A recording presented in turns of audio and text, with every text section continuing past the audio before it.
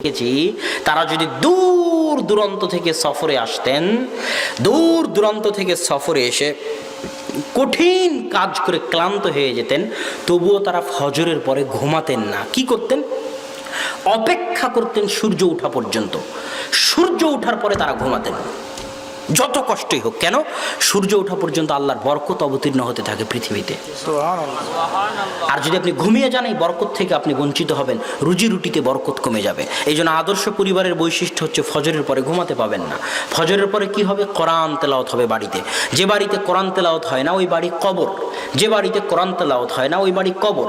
যে বাড়িতে কোরআন তেলাওয়াত হয় না ওই বাড়ি কবর। যে বাড়িতে কোরআন তেলাওয়াত হয় না ওই বাড়িতে কবর।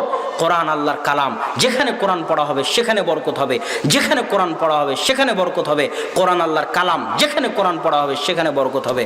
আদর্শ পরিবার ওঠেই যেখানে ফজরের পরে সবাই কোরআন পড়তে পারে। Likey